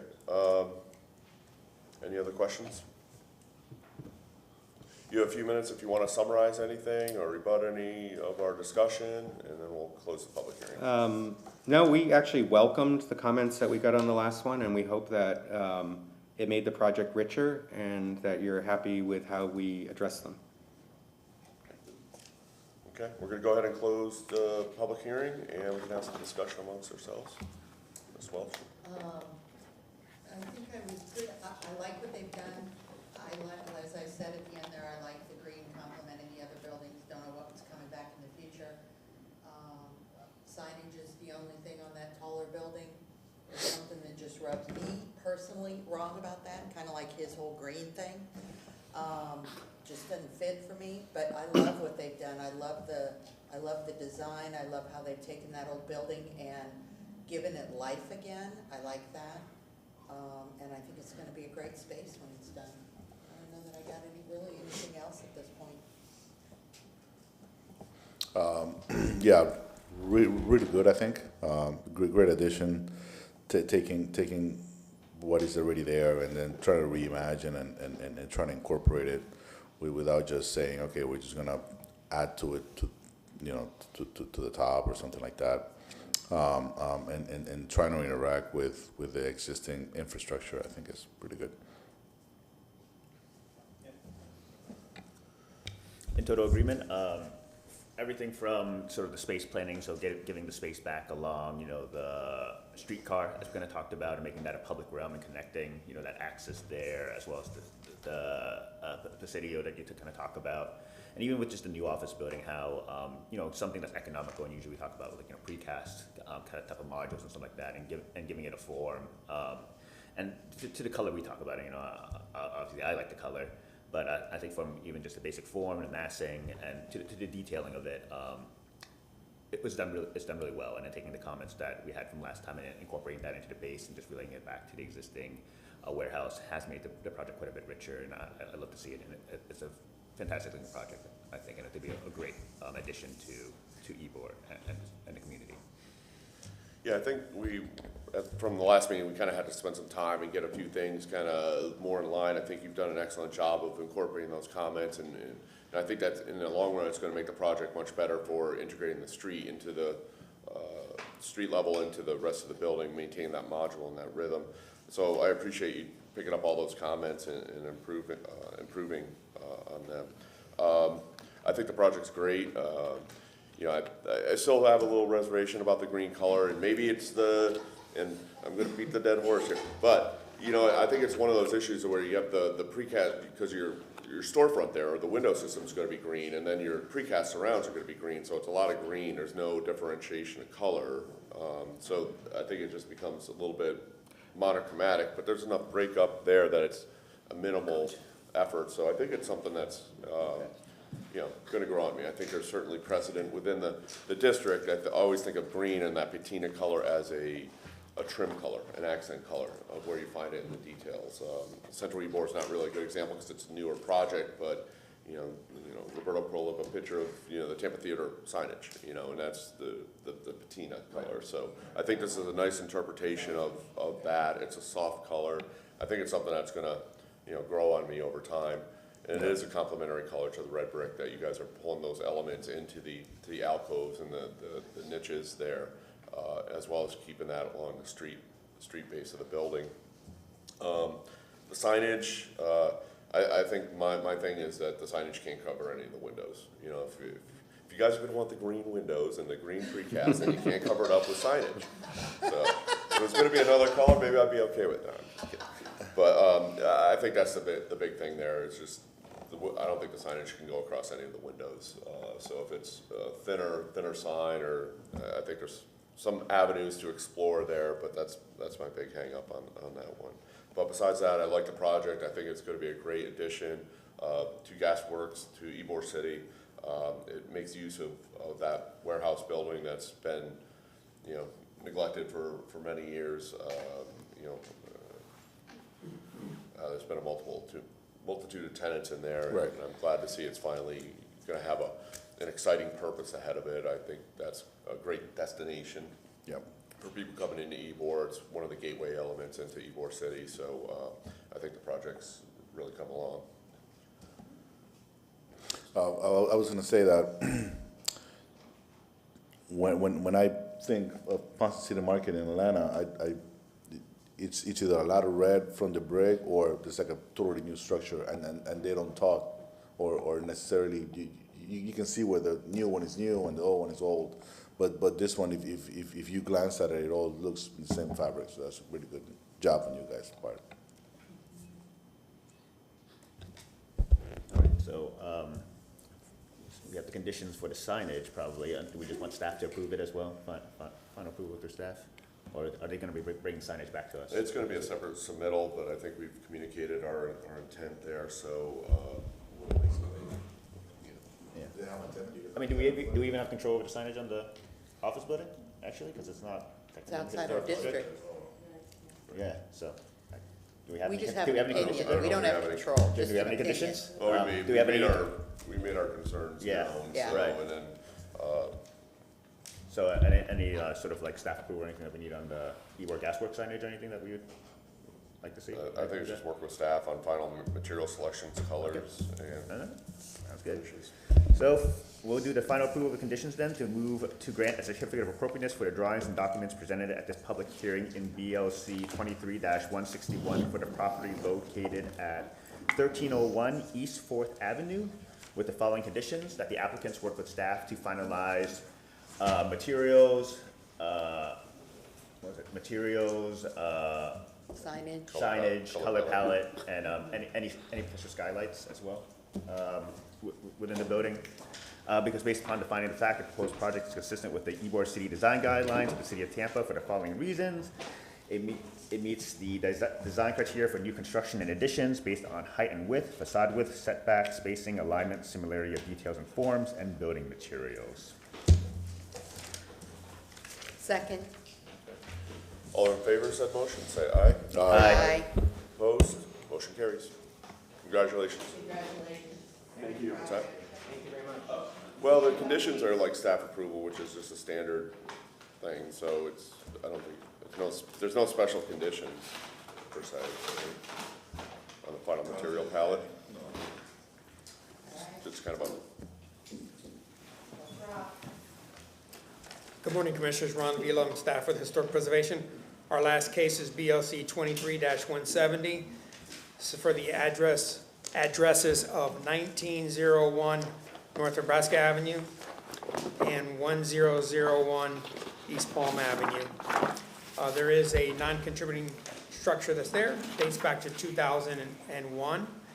This request has two zoning classifications attached to it, a YC1 and a YC4.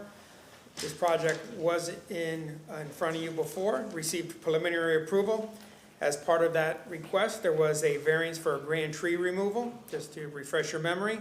And then on page 3 of your staff report, the preliminary approval was granted with 4 bullet items that the agent is going to address this morning. The request is for a certificate of appropriateness for final approval with site improvements for a recreational facility. Just moving to the brief photo presentation. This is the vicinity map, is currently. Property in question is here. It's on the western portion of the local district. Just pointing it out.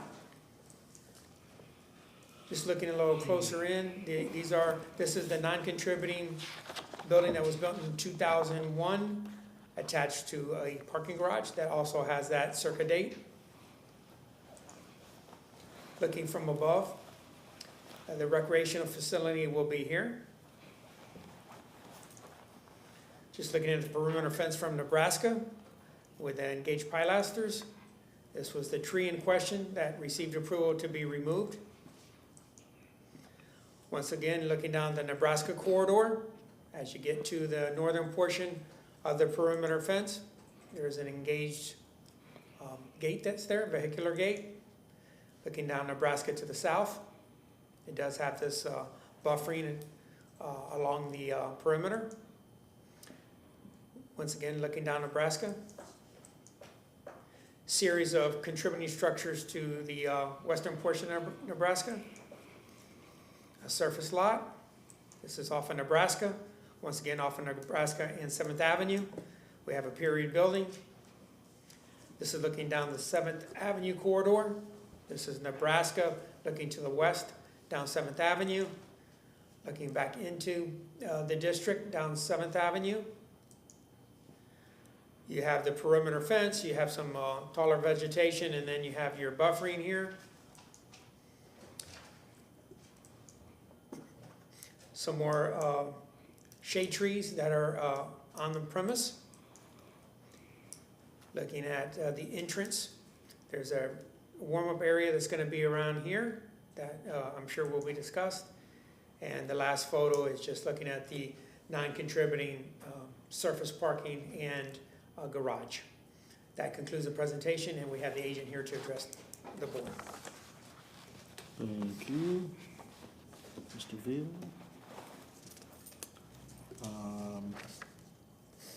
And I have a PowerPoint. You'll pull it? Okay. Okay, there we go. Thank you. Good morning, Ricky Pederica with Dark Moss, 308 East 7th Avenue. And it's my pleasure to be here back before you today. I'm going to be discussing 4 elements of our play field in more detail: tree mitigation, the site plan, fence renditions, and the warm-up area.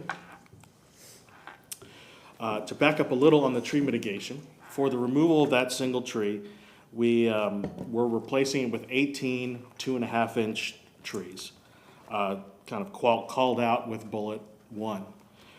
In the purest code sense, separate from the condition, no trees would have typically been required because of all the other preserved trees on site. So, and that's what bullet 2 is showing, that there's an excess of 146 tree inches already there with what's preserved. So we're, by accepting the condition from Natural Resources, exceeding the code by these additional trees. And rather than provide 18 at this smaller size, 2.5-inch, roughly 7 feet tall, we'll be providing 12 4-inch trees, which will be about a minimum of 10 feet tall. So there'll be larger trees, more compatible with the existing forest on site, and placed where described prior on the east facade, screening that existing parking garage. They're shown with the black circles, and then on the south side of the field where there's a little bit of a hillside. And then the existing hedge will be supplemented, but will remain. The next component discussed, all right, is the civil site plan. Just a reminder, bird's eye view of what we're proposing. This is the site plan that's proposed. It's relatively nondescript, considering it's just a field, but I'm just going to read a statement from the civil engineer. The site was originally designed for a larger parking lot, the site, meaning the playfield site, that was never constructed. The existing on-site stormwater system was designed to pick up runoff from the area whenever it was constructed. The proposed soccer field will reduce the existing impervious area and therefore reduce the amount of stormwater runoff. The drainage system has been modified to provide inlets to pick up the runoff from the soccer field and convey it to the city stormwater system. So, in short, there's no pond needed. It's already been designed into this being a future parking lot, in a sense. But what this did introduce that wasn't previously discussed because it hadn't been graded yet, in order to accommodate the grades of the field, of the pitch, there is a reverse retaining wall proposed on the west side. And I say reverse meaning it's shown there, the extent is bullet 1 and the section is bullet 2. It's kind of like a ha-ha wall hiding sheep without seeing the wall. So on this west side, it will be up to 4.5 feet deeper than the existing grade. We're currently proposing diamond block wall with as fine grain texture as possible to make it as brick-like, I guess, in simplicity as it can be without being kind of a CMU block, but also not being brick, considering it's not really a public-facing element. And what the color proposed is this kind of Napoli color, which is a tannish mix.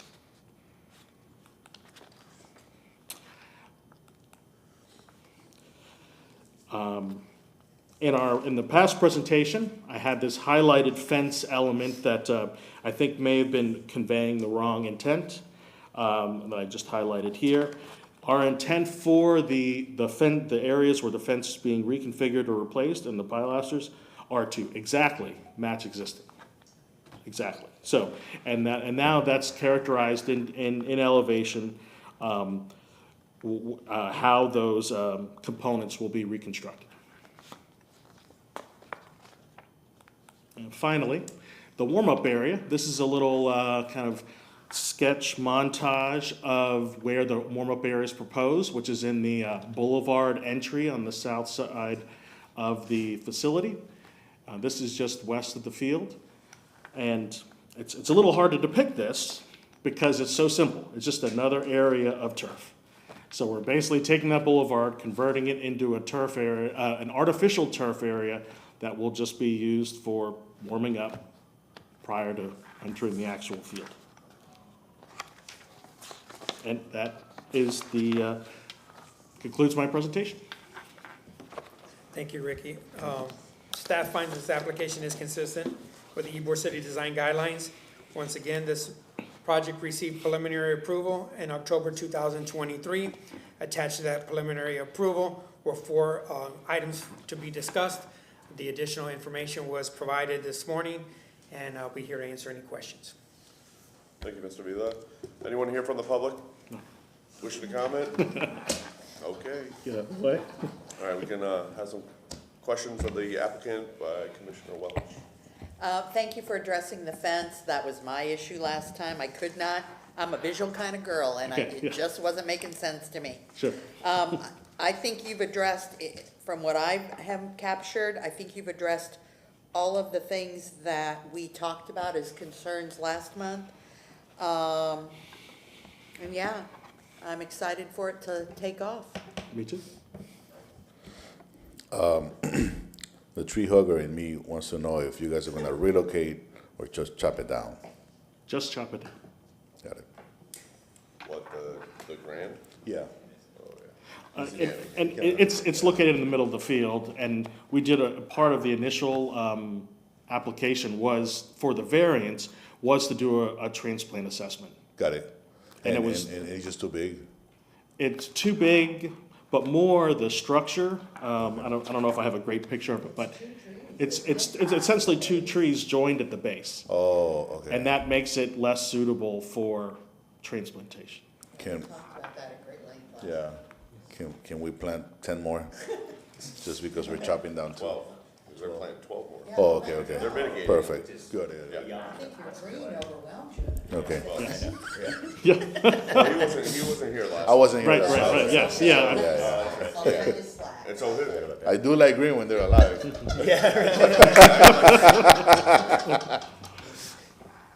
That was it, thank you. Thank you.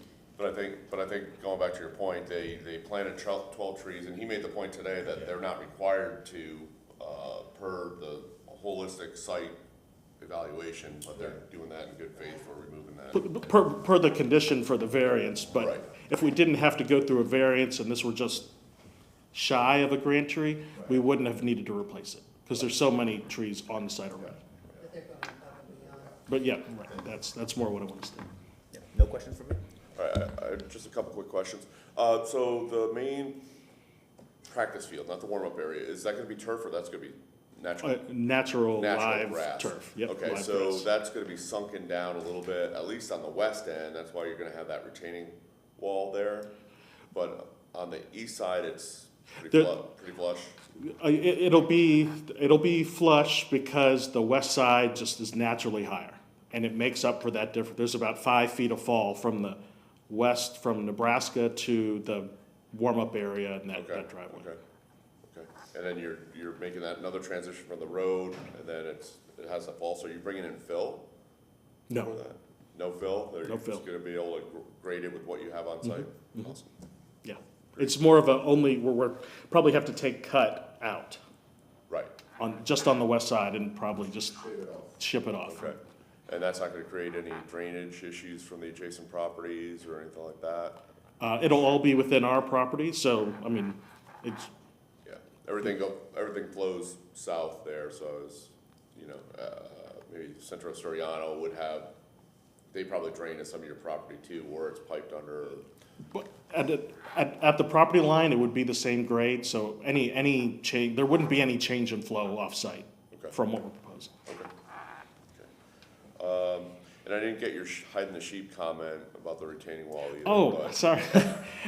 In Europe, this kind of wall is, if you picture a pastoral hillside, a way that fences could be removed is by doing these walls where they cut into the hillside that kept the sheep from, acted as a fence, but from one perspective, you just see land Okay, to the sheep without a fence. scoping the land a little bit. Exactly, All right, okay, great.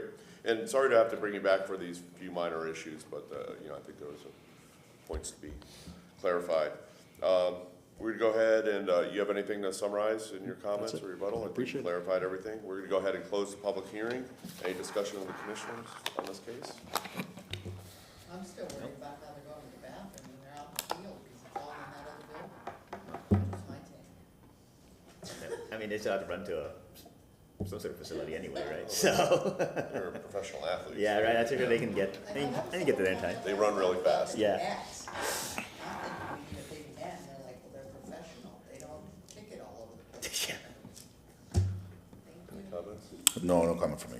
Okay, do we have a motion? Yeah, so I guess today's Here's easy, the like, motion, yeah. not very conditions, huh? So, what are we looking for? So, certificate of appropriateness, final approval, move to grant the certificate of appropriateness for the drawings and documents presented at public hearing in BLC 23-170 for the property located at 1901 North Nebraska Avenue and 1001 East Palm Avenue, because based upon the finding of fact that the proposed project is consistent with Ybor City Design Guidelines of the City of Tampa, based on the following reasons: that it meets setback, spacing, alignment, and certain materials within the Ybor City Design Guidelines. Second. All in favor of said motion, say aye. Aye. Opposed? Motion carries. Thank you. Thank you, congratulations. And I think we have, okay, nope. Do you want, you can make a motion, or you have a question for staff? I have a question, are we ready to do these on the Sure, yes. agenda? We have the rules of procedure next on your agenda, and then Yes. the submitted. Is staff gonna make a presentation on that, or are you I'm gonna? prepared to summarize for you Okay, briefly, and then you can do your Thank you. receive and file. Okay, Dana Crosby Collier from the City Attorney's Office. You have before you in your packet today, just for introduction purposes, you all can take these and review them over the next month or so, and we'll approve them at a subsequent meeting. These are updated rules of procedure. They were last updated in 2015, so these are clarified, tweaked, and just more or less updated. Just to call a few things to your attention that will be new for you from the current rules. 4.4 is added regarding emergency meetings. We updated the code recently to clarify that when there's a local state of emergency and a meeting is postponed, items are just automatically moved to the next meeting date. You all, you know how we try to gather a quorum to get everything continued. That's not always practical when there's a hurricane coming. So we have updated the code and we have updated the rules accordingly. 4.9, we've added some deadlines. We would approve or deny an application within 180 days. And 4.10, we've added continuances. If an applicant fails to show up, we will automatically continue their application for 60 days. We had that happen with another board recently. 6.3, 6.5, you'll see that there's some submittal requirements. These are currently the submittal requirements for everything, but we're adding them to the rules. So it's nothing new in process, it's just gonna be new in the rules. 7.9 and 7 through 7.11, this is your receive and file language. We've added that on the agenda, there will be a section added at the end, the motion to receive and file. You all have been doing this for about the last 6 or 8 months anyway, but we're adding it to the rules. 7.3.10, applicants should submit all final documents to staff at least 24 hours prior to a hearing. We recently had at another board where someone brought new documents to the hearing, which really doesn't give staff time to review or anyone time to digest that new information. And the 7.3.11 is existing policy, how we do the public comment. If someone brings a crowd of people and they want to donate their time, the speaker that's going to speak for the group can get an additional minute per speaker. And that's how things are currently done, but it wasn't in the rules, so it's being added to the rules. Otherwise, your rules are pretty much the same. Like I said, we've updated them, tweaked them, and otherwise, and we can vote on them next meeting. Also, in the meantime, as you review them, if you have any questions, don't hesitate to reach out to me or Dennis, and we'll be happy to talk you through them. Good question for you, Dana. On 6.3, you talk about site plans. Yes. Our requirements for Barrio are a little bit more detailed with that, with the elevations, wall sections. That will remain the same. That still will be submitted as part of the packet. Okay, but do you want to add anything to that, or is that just, where's that covered? That is covered in the submittal requirements at the staff level. Is that in? It's that's not in, here? it's not added Okay. to the rules. These rules were updated for all our boards, Right. and so it remained fairly generic in the rules.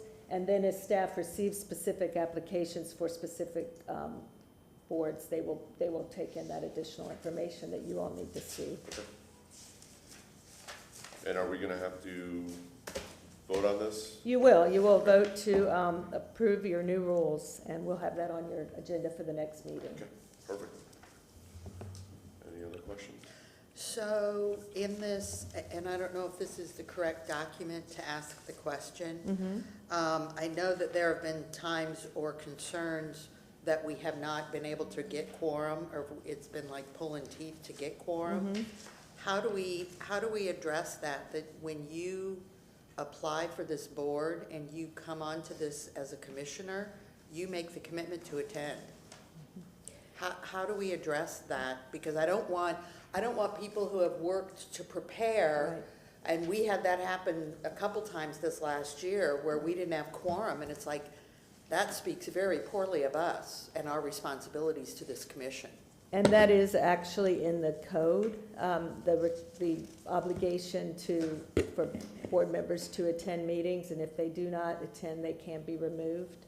Is there, and do we monitor that well? Is there I don't know, I mean, Yeah. I know Ron's shaking his head Yes. vehemently. Yes. Not Yes. that I'm calling you out, Ron, but I just, Yes, yeah, I guess yes. it just Then it- bothers me when we have to postpone or cancel because we don't have a quorum.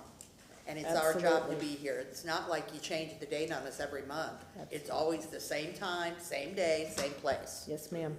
And in fact, Dennis, I know he angsts a lot about that issue of board members, showing up and being at their hearings. Right now, he's actually meeting with a prospective new board member for the BLC.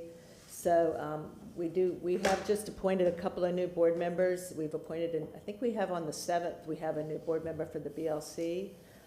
So you guys will see some new members, and we have some people that are terming out as well.